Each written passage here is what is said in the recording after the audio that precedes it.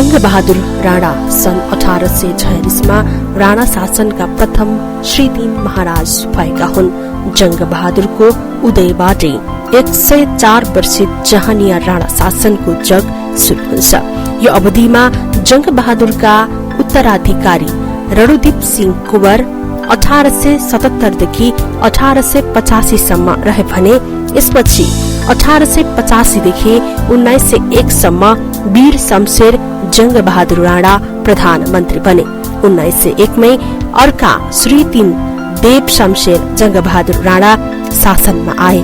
राणाहरू मध्ये 1901 देखि 1929 सम्म चन्द्र शमशेर जंगबहादुर राणा रहे भने 1929 देखि 1932 सम्म भीम शमशेर जंगबहादुर राणा, 1932 देखि 1945 सम्म जुद्ध शमशेर जंगबहादुर राणा र 1945 देखि 1948 सम्म पद्म शमशेर जंगबहादुर राणा प्रधानमन्त्री अर्थात श्री 3 महाराज बने।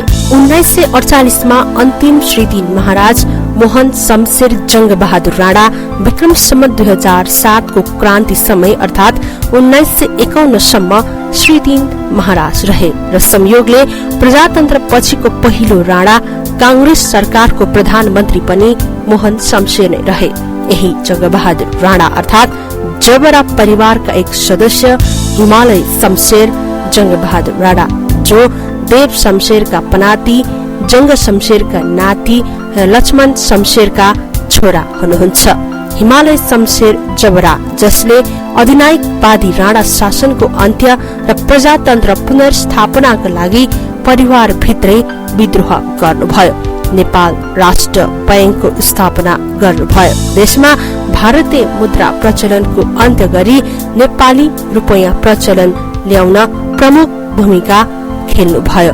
आजभोलि कुलीन, श्रमजीवी र भूमि मान्छेका आवाज उठाउने परिवर्तनकारी नेताहरूले आफ्नो आङको अधिनायकत्वलाई देख्छन् कि देख्दैनन्, आफै भित्रको कालो रूपलाई पहिचान गर्न सक्लान् वा नसक्लान्, एकैछिन यो विषयलाई छोडिदियौं। तर हिमालय शमशेर जबराले एकतन्त्रीय राणा शासनको भाग्य उज्जवल नरहेको त्यति बेला नै पहिचान गर्नुभयो र लाग्नुभयो गुप्त रूपमै आफ्नै परिवारवाद अर्थात राणा शासन विरुद्ध। नेपाल राष्ट्र बैंकको पहिलो गभर्नरको रूपमा चिनिनुहुने हिमालय शमशेर देशको पहिलो अर्थ सचिव पनि हुनुहुन्छ। आर्थिक एवं वित्तीय क्षेत्रमा सम्मानजनक व्यक्तित्व हिमालय शमशेरले देशको राजनीतिक क्षेत्रमा पनि महत्वपूर्ण योगदान पुर्याउनु भएको छ। देशका जिउँदा इतिहासले भन्न मिल्ने हिमालय शमशेर जबराको नखुलेका राजनीतिक क्षेत्रका आयामहरूलाई पनि प्रस्तुत गर्दैछौ कार्यक्रम आत्मवृत्तान्तमा।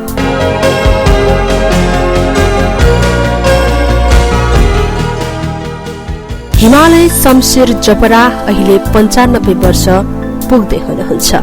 उहाँको जन्म विक्रम सम्वत 1984 पुस 26 मा भएको हो।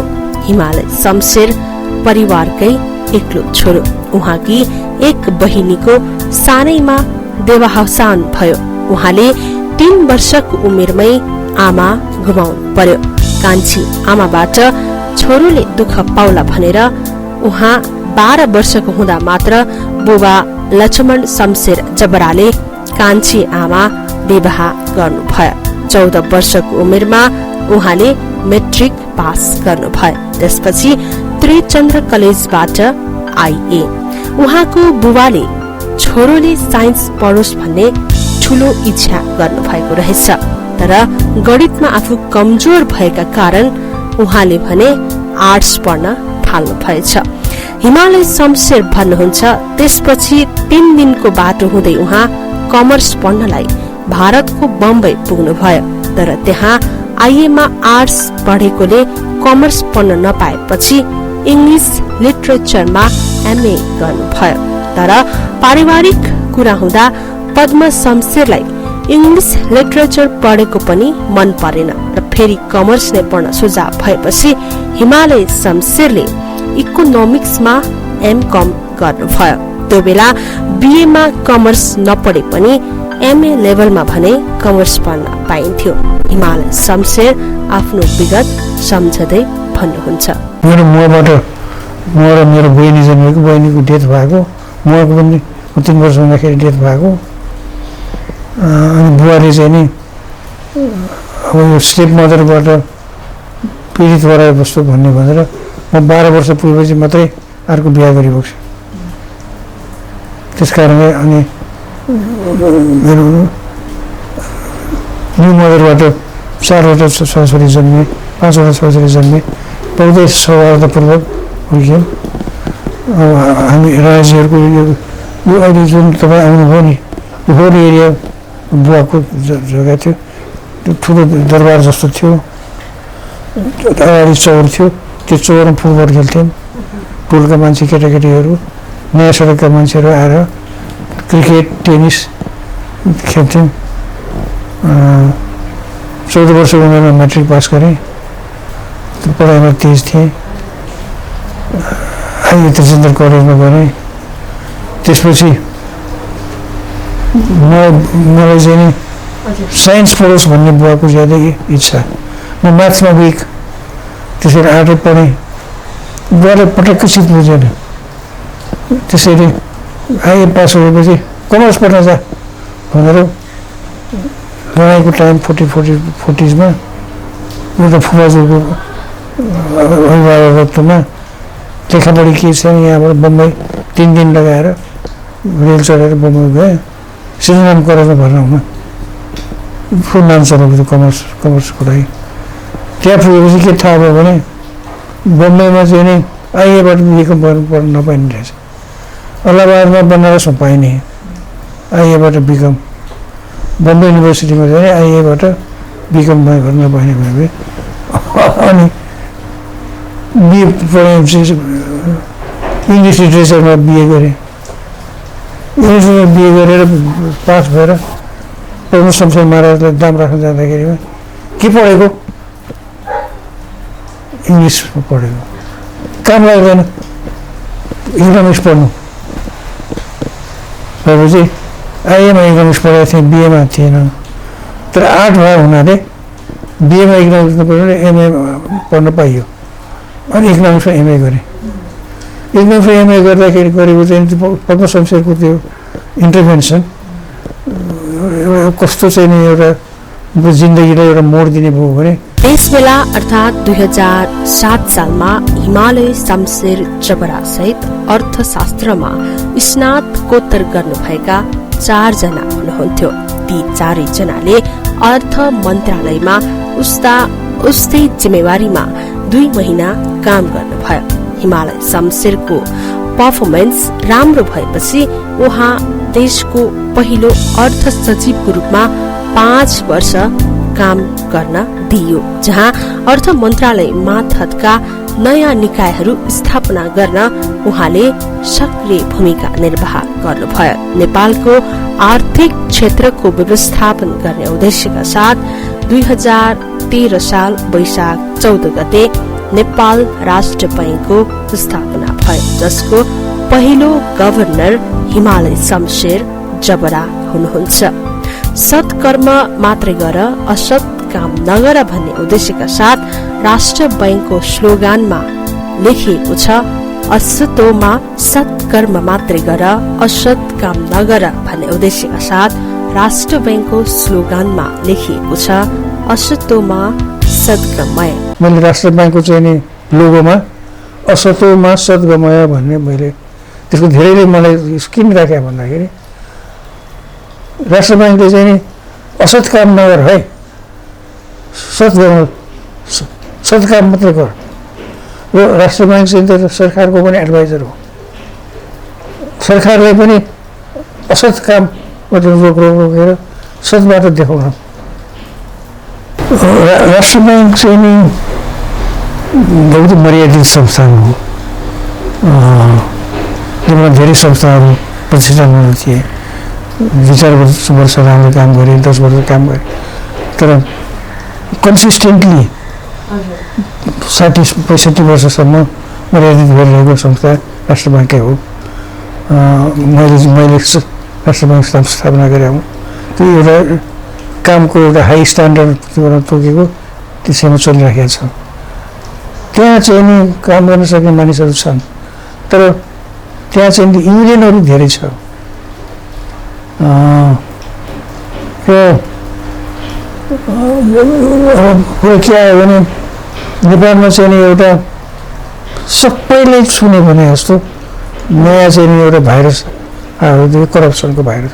हिमालय शमशेर जबडा विक्रमसम्म 2005 सालमा सुवर्ण शमशेरले नेतृत्व गर्नुभएको राष्ट्रिय प्रजातान्त्रिक कांग्रेसको सदस्य हुनुहुन्थ्यो। सुवर्ण शमशेर जबडाबाट उहाँ प्रभावित हुनुभयो। जहानीय राणा शासन एवं आफ्नै भाइ भारदार विरुद्ध सुवर्ण शमशेरको व्यवहारले हिमालय शमशेरलाई अभिप्रेरित गर्यो। तत्कालीन अवस्थामा सुवर्ण शमशेरले दिएका हरेक प्रश्न र जिज्ञासाहरूको जवाफले हिमालय शमशेरको मन बुझाउँथ्यो अथवा भनौं प्रभावित बनाउँथ्यो। मेडिकल ट्रिटमेन्टको लागि कलकत्तामा थियो। कलकत्तामा आएपछि त्यहाँ सुभाष चन्द्रसँग भेट भयो। अब एमएको जाँच दिएर आएको, त्यस बेलामा एमए जाँच दिएर आउने मान्छेहरूमा 3-4 जना थियो होला, के पढेर आयो भन्ने। फेरि बिएमए पनि बम्बईमै गरियो। त्यो इन्डियाको इन्डिपेन्डेन्सको लागि आन्दोलन भइराख्ने, इन्कलाब जिन्दाबादको नारा लगाइराख्ने हुनाले रेभोल्युसनै भएर आएको थिएँ म पनि। अब नेपालमा गएपछि जनताको लागि केही न केही गर्नुपर्छ भन्दाखेरि के गर्ने त भन्ने छलफल गर्दाखेरिमा सुवर्ण शमशेरसँग 2 दिन बहस गयो।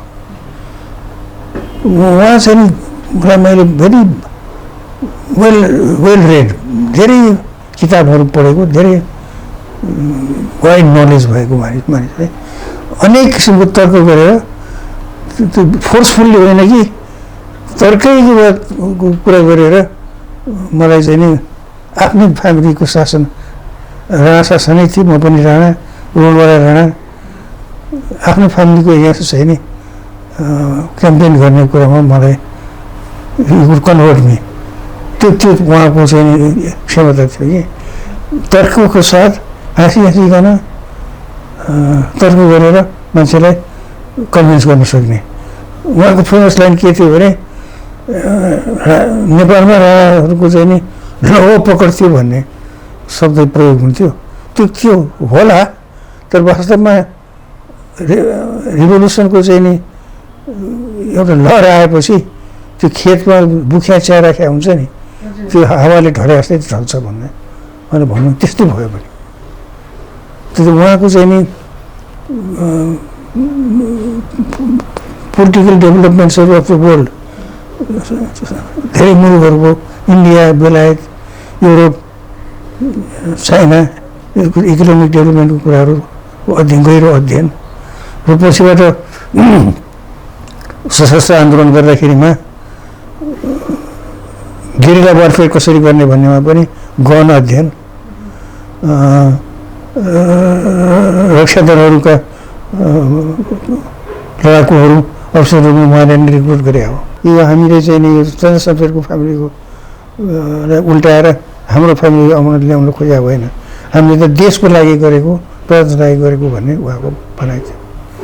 र उहाँसँग बसेर मैले काम गर्दाखेरि, सरकारमा बसेर काम गर्दाखेरि बहुत विचार पुऱ्याएर काम गर्नुपर्छ, पक्ष विपक्षको कुरा हेर्नुपर्छ र देश र जनतालाई फाइदा हुने चिन्तन गरेर नै सबै कुरा निर्णय गर्नुपर्छ भन्ने उहाँबाट सिकेँ हुँ। मैले उहाँबाट शिक्षा ल्याएँ। तत्कालीन जहानिया राणा शासन विरुद्धको गतिविधिमा आफ्नै परिवारका विरुद्ध निकै गुप्त रूपमा लाग्नुभयो हिमालय शमशेर। एकचोटि भारतबाट छलेर नेपाली टाइपराइटर ल्याइएको थियो, जसमा टाइप गरेर पर्चाहरू पार्ने व्यक्ति पनि हिमालय शमशेर नै हुनुहुन्थ्यो। भारतको कलकत्तामा निर्वासनमा रहेका सुवर्ण शमशेरसँग स्याक्रोफोनबाट कुराकानी हुन्थ्यो। उहाँ बताउनुहुन्छ, सुवर्ण शमशेरसँग त्यति बेला रञ्जित भनेर कुराकानी हुने गर्दथ्यो। त्यो बेला राजा त्रिभुवन भारतीय दूतावासमा शरण लिन गएको विषय र श्री 3 प्रधानमन्त्री मोहन शमशेरले सिंह दरबारमा भाइ भारदारको बैठक डाकेर राजा त्रिभुवनलाई अपदस्थ गरेर 4 वर्षका बालक ज्ञानेन्द्रलाई राजा बनाउने गरेको प्रस्ताव उहाँले हामीसँग खुलासा गर्नुभयो। त्रिभुवन महाराज इन्डियन युनिभर्सिटी पसिबक्सेपछि सिंहदरबारको चोकमा चाहिँ नि प्राइम मिनिस्टरले मोहन शमशेरले मिटिङ बोलाए। भाइ भारदार, साहु महाजन, गुरु पुरोहित, सन्त महन्त, त्यो बेला राजाको इस्तिहार जाहेर हुँदा पनि यसै भन्थ्यो नि, आगे भाइ भारदार, गुरु पुरोहित, साहु महाजन, सन्त महन्त। अब त्रिभुवन महाराज इन्डियन युनिभर्सिटी पसिबक्स्यो, फिर्ता सवारी होस् भनेर कति कोसिस गर्दा पनि मानिबक्सेन। के गर्ने भनेपछि त्यहाँका मान्छेहरूले, तल जन्मभएका मान्छेहरूले पहिले नै मिलाइराखे। यसरी हाम्रो देशको बेइज्जती गरेर विदेशी दूतावासमा पस्ने चाहिँ राजालाई पदच्युत गर्नुपर्छ, गद्दीच्युत गर्नुपर्छ। 2-3जनाले बोल्यो, अरू कसैले बोलेन। ल त त्यसपछि त्योभन्दा उचित गर्ने ज्ञानेन्द्रलाई महाराजलाई डिक्लेयर गर्ने भने डिक्लेयर भयो। अनि त्यसपछि त्यहाँ 500 जति मान्छे थियो है, ती सबैलाई चाहिँ त्योभन्दा गद्दीच्युत गर्ने, ज्ञानेन्द्रलाई चाहिँ महाराजलाई बनाउने कागज तयार भयो, सही भयो, सही गराएछ 10-12वटा कपीमा। हामीले सही गरेन। अब हाम्रो ग्रुपमा को थियो, मेरो बुवा, म, बसन्त शमशेर, नर शमशेर, ढुण्डीराज शमशेर, यस्तै हामीहरूको सेल थियो। एउटै ग्रुपमा गऱ्यो भने एकजना पक्रिन्छ भनेर तोरण शमशेरको सेल बेग्लै थियो, हाम्रो सेल बेग्लै थियो, ज्ञानेश्वरमा प्रताप विक्रमहरूको सेल बेग्लै थियो है। त्यस्तो थियो, हामीलाई थाहा छैन, अरू कन्ट्याक्ट थियो। अनि हामीले सही नगरेपछि सनसनी फैल्यो। अनि त्यसपछि राणा कङ्ग्रेसको गभर्मेन्ट फर्म हुने, राणाजीहरूको 5जना, कङ्ग्रेसको 5जना। अब राणाजीहरूको त यत्रो इन्फ्लुएन्स छ नेपालमा, त्यो 5जना कङ्ग्रेस के गर्न सक्दैन। अब हामीलाई त दावा धर्छन् यिनीहरूले भनेर नि मैले एउटा नयाँ प्रपोजल ल्याएँ। राणा कङ्ग्रेस गभर्मेन्टमा राणाजीहरूको तर्फबाट चाहिँ नि मोहन शमशेर प्राइम मिनिस्टर भएको ठिकै छ, किनभने उहाँ राणा भाइ भारदारहरूको लिडर हो। तर उहाँले चाहिँ नि छान्ने मन्त्रीहरू चाहिँ नि उहाँले नोमिनेट गर्ने होइन, भाइ भारदारहरूले निर्वाचित गरे हुनुपर्छ भन्ने कागज मैले लेखेँ। त्यसमा 120 जना राणाजीहरूले सही भयो। 5-7 दिन लगाएर सबैले सही गराएर सही भयो। त्यो सही भएको कागज त्रिभुवन महाराजका दिल्लीमा ल्याउनु भन्ने हुकुम हो, कन्ट्याक्ट थियो, लिएर मुन्ना शमशेर सही भयो। त्यसको नतिजा के भयो भनेदेखि त्यो हिस्ट्रीमा कसैलाई पनि थाहा छैन, मेरो किताबमा त छ। 5जना राणाजीहरूको मन्त्रीमा मोहन शमशेर, बबर शमशेर, सिंह शमशेर, सुधाराज शमशेर, मोहन शमशेरले छानेको। निर्बुजङ राणाजीहरूबाट निर्बुजङ, भाइ भारदारबाट एकेबहादुर बस्नेत चाहिँ नि सिंहदरबारमा इलेक्सन भएर आयो। हाम्रो मुभमेन्ट गर्न पैसा त्यो हिस्ट्रीमा यो योगदानको धेरै नै थाहा छैन। फर्मल इलेक्सन निर्वाचन आयोग सहायक भएको भएन, सबैजना जम्मा भएर ल राणाजीबाट को उठ्ने भन्दाखेरि निर्वाचन इन्जिनियर म उठ्छु भने सबैले ठिक छ। शमशेर जङ्गबहादुर राणा त पहिले नै धेरै हाई पोस्टहरू खाइसकेको हुनाले निर्वाचन राणालाई सबै। अनि भारदारबाट चाहिँ एकेबहादुर बस्ने म उठ्छु भने उठ्ला। त्यो मेरो किताबमा छ, यो पढेपछि सबजना चाहिँ नयाँ कुरा आयो हिस्ट्रीमा भन्ने। विक्रम सम्वत 2015 सालमा प्रथम जननिर्वाचित प्रधानमन्त्री विश्वेश्वर प्रसाद कोइराला जो 15 महिना मात्र प्रधानमन्त्री रहनुभयो। त्यो सरकारको 15 महिनामा जनहितका पक्षमा धेरै काम भए। बीपीको लोकप्रियता देखेर आफ्नो प्रभाव कम हुने हो कि भन्दै तत्कालीन राजा महेन्द्रले 2017 साल पुस 1 गते कु गरे। राजा महेन्द्र र बीपी एकले अर्काको अस्तित्व स्वीकार नसक्दा देशमा सापेक्षित विकास हुन सकेन। 15 सालमा चाहिँ नेपाली कांग्रेसले द्वितीय सिट जितेपछि महेन्द्रको चाहिँ नि स्पष्ट चाहना चाहिँ नि सोह्र संसदीय प्राइम मिनिस्टर बनाउने थियो।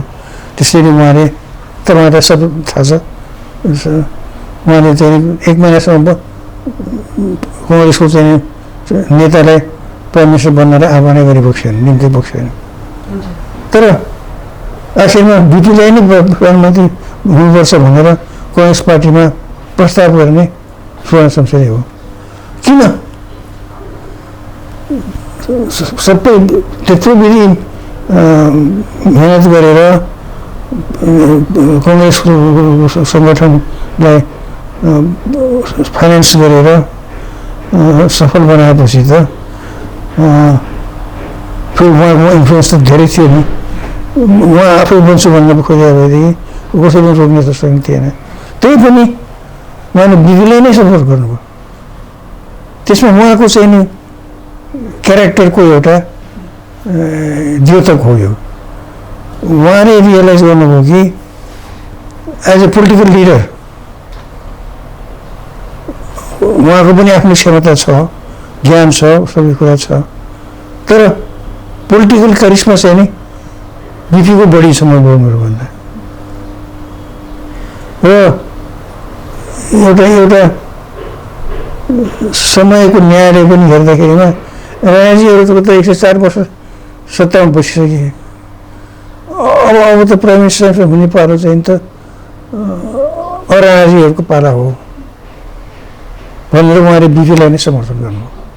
हिमालय शमशेरले तत्कालीन माओवादी सशस्त्र युद्धको समयमा पनि सरकार र माओवादी बीच शान्ति वार्ता गराउन पनि आफ्नो तर्फबाट महत्वपूर्ण भूमिका खेल्नु भएको छ। त्यसबेलाको सशस्त्र संघर्षको समयमा 4 वर्ष दशैं तिहार जस्ता चाडबाड पनि मनाउन नसकिएको सम्झदै उहाँ भन्नुहुन्छ। इनफ इज इनफ भएपछि नागरिकका तर्फबाट सरकार र विद्रोही पक्ष बीचमा वार्ता गर्नुपर्छ भनेर हिमालय शमशेरको नेतृत्वमा नागरिक अपील जारी भयो। सरकारसँग हिमालय शमशेरले आफै कुरा मिलाउनु भयो भने विद्रोही पक्षसँग कुरा गर्न पद्मरत्न तुलाधर मार्फत अपील पठाइएको उहाँ सम्झनुहुन्छ। माओवादी शान्ति प्रक्रियामा आएपछि तत्कालीन समयमा प्रचण्ड र बाबुराम भट्टराईले पहिलो पटक कसलाई भेटे थाहा भएन, तर दोस्रो भेट भने हिमालय शमशेरसँग भएको पनि उहाँले बताउनु भयो। पछि मेलमिलाप आयोगका लागि भवन र कर्मचारी व्यवस्थापन गर्ने लगायतका काम आफूले गर्नु भएको उहाँ सम्झनुहुन्छ। 4 वर्ष चाहिँ दशैं तिहार मनाउन पाएनन् नेपालीहरूले। त्यसपछि धेरै धनजनको क्षति भयो, धेरै मान्छे मारे, धेरै तोडफोड गरे। त्यसो भएपछि मलाई चिन्ता लागेर मैले चाहिँ 13 जना सचिन्तकहरूलाई नाम पनि राखेर एनफ इज एनफ, ज्यादै नोक्सान भयो, अब वार्ता गर्नु पर्यो सरकारहरू भनेर पब्लिक अपिल जाहेर गरेँ पहिला म। त्यसपछि वार्ता गर्नु पर्यो भनेर सरकारले पनि भन्थे। माओवादीलाई चाहिँ नि पद्मरत्न तुलाधर मार्फत मेसेज पठाउँथे। वार्ता गराउनलाई मेरो मात्रै योगदान होइन, अरू पनि कहीँको योगदान छ। म पनि एक हुँ। त्यति भएपछि जब वार्ता भएपछि चाहिँ नि वार्ता भयो त्यति पुग्यो मलाई। त्यो वार्ताको चाहिँ नि क्रेडिट लिन मलाई इच्छा लागेन कि बोलाए पनि नबोलाए पनि जबरजस्ती चाहिँ नि बराटारमा गएर टेलिभिजनमा देखा पर्ने मलाई मतलब भएन। मेरो त आफ्नै छवि थियो नि, मलाई त्यो वार्ताकारबाट इम्पोर्टेन्स दिनुपर्ने जरुरत थिएन कि। सबैलाई थाहा छ। अब शान्ति आयोग गठन भयो, शान्ति आयोगलाई चाहिँ नि अफिसै मैले दिएँ। एउटा आभा इन्टरनेसनल भन्ने एउटा सानो घर छ, त्यो घरमा 2 वर्ष चाहिँ Krishnachandra Ranaji chairman, Shyam Shrestha member, Vishnuprakash Shrestha member भएर चाहिँ 2 वर्ष शान्ति आयोग त सबै मैले फर्निचर सेक्रेटरी सबै गरेँ। उनीहरूले सबै चिन्छन्। त्यसले गर्दाखेरिमा प्रसन्नहरू बगरामहरू अन्डरग्राउन्डबाट बाहिर निस्किएपछि पहिलो भेट चाहिँ कसलाई गरेको कुनै, दोस्रो भेट मसँग ग्रिनविच भिलेज होटेल ओपनडोरमा विष्णुप्रकाश श्रेष्ठले मलाई भेटाएको। अनि त्यो भेटमा चाहिँ मैले उहाँलाई भने, हेर्नुहोस् तपाईँहरूको सक्सेस चाहिँ नि, तपाईँहरूको योगदान चाहिँ नि के छ भने नेपालको शान्ति नेपालमा समावेशी समतामूलक आर्थिक सामाजिक रूपान्तरण भन्ने तपाईँहरूको एजेन्डा बहुतै राम्रो छ। यो हुनुपर्ने कुरा हो, यसैमा तपाईँहरू लाग्नुपर्छ। अब तर तपाईँहरू यो कुरा नारा मात्रै जस्तो गरेर फेरि मन्त्री बन्ने यस्तोपट्टि लाग्नुभयो भने तपाईँहरू पनि बिटुलिनुहुन्छ, तपाईँहरू बढाइनुहुन्छ भनेको थिएँ। हो, हामी मन्त्री सन्त्री हुँदैनौँ, हामी 2जना गान्धी जस्तो बाहिर बस्छौँ भने म टिभी त्यही भनेको छ। 2टा पार्टीलाई उहाँहरूले त्यस्तो थियो, तर पछिबाट त उनीहरू सत्ताकै मोहमा लागिहाले। अनि अनुभव छ भने सत्तामा गएपछि अब त्यो कर्मचारीले घेरेर हुन्छ, प्राइम मिनिस्टर भने मन्त्रीमा यतिका त्यो सिक्युरिटी गार्डहरू चाहिँदैन। माओवादीको सशस्त्र आन्दोलनले गर्दाखेरिमा सिक्युरिटी दिने चलन आएको हो। अरू मुलुकमा मन्त्रीलाई किन सिक्युरिटी किन चाहिन्छ होइन? एकचोटि त मन्त्रीहरूको सवारीमा त कत्रो सिक्युरिटी हुन्थ्यो, अनि खटाएको छ। तर त्यो सबै त्यो एटमोस्फियरले के गर्दो रहेछ भने म त किन भएँ भने जस्तो के भएँ भने त्यस कारण मान्छेको साइकोलोजीमा चिर आउने हो। अनि गोलीमा बपरी बस्ने मान्छेले फुर्काउने र तपाईँको अधिकार भएको भने त्यो गरिदिनु पर्यो। मन्त्री भएपछि मान्छेले भन्नु भने सरकारको उदय भयो भने यति पनि नगरिदिने, यस्तै त्यो बिहारेको। विक्रम सम्वत 2007 साल फागुन 7 गते देशमा प्रजातन्त्र पुनर्स्थापना भएको दिन हिमालय शमशेरको जीवनको सबैभन्दा खुशीको दिन पनि यही रहेछ। राजनीतिमा प्रजातन्त्र स्थापनाका लागि आफ्नै परिवारभित्र ऐतिहासिक महत्वका फरक मत र दृष्टिकोणबाट अघि बढ्नु भएका हिमालय शमशेरको खेलकुदमा पनि उत्तिकै रुचि छ। फुटबल उहाँको पहिलो शौकको खेल हो। यस्तै टेबल टेनिस, गल्फ सबै खेल्न उहाँ रुचाउनुहुन्छ। चेसमा त उहाँ नम्बर 1 नै हुनुहुन्छ रे। आजभोलि बुढ्यौलीका कारण यस्ता खेलहरू भने खेल्न नसकिएको उहाँ बताउनुहुन्छ। आजभोलि अनलाइनबाट खेल्न मिल्ने तासको ब्रिज गेम खेल्नुहुन्छ। बुढेसकालमा यो गेम ब्रेनको लागि पनि खेल्नुपर्छ भनेर भनिन्छ उहाँ भन्नुहुन्छ। आँखा कमजोर भएका कारण पढ्ने इच्छा भए पनि पढ्न पाइएको छैन। उहाँले आफ्नो इच्छाहरू हामीसँग अझै फुकाउनु भयो। 7 गतेमा नै happiest day of my life भने सुरुवात भयो। नेपालमा टर्नको सुरुवात भएको हो नि 7 साल 7 गते। त्यसमा happiest day of my life. अनि अधिनायकको रूपमा चाहिँ नि देश राजनीति परिवर्तन हुनुपर्छ भनेर त्यो त ट्रिजनै भयो नि, पोलिटिकल ट्रिजनै कुरा थियो। त्यो एकदम गोप्य रूपमा गर्नुपर्ने थियो। यहाँ आएर अनि मान्छे बढाउँदै लगेँ, मेम्बर्सहरू बढाउँदै लगेँ। मेरो हबी चाहिँ त्यो फुटबल हो, मेरो फर्स्ट लभ। मेरो टिमै थियो। मेरो मेरो किताबमा मेरो टिमको तस्बिरै छ, लिग फुटबलमा। त्यसपछि टेबल टेनिसमा नम्बर 2, 3 थिएँ, चेसमा नम्बर 1 जस्तो थिएँ। अनि गल्फमा लाग्यो, गल्फ खेल्ने। अब अहिले आएर फिजिकली खेल्न सकिँदैन, त्यस कारणले हामीहरू चाहिँ नि तास खेल्छु म। त्यो तास चाहिँ नि त्यो पप्लु टिप्लु मर्डर डाइभर्स होइन कि, ब्रिज भन्ने एउटा गेम छ, असाध्यै सेरेब्रल गेम। सेरेब्रल भनेको ब्रेन लगाउनु पर्ने। पुरस्कारमा खेल्नुपर्छ पनि भन्दो रहेछ, त्यसले ब्रेनलाई एक्टिभ पार्दो रहेछ।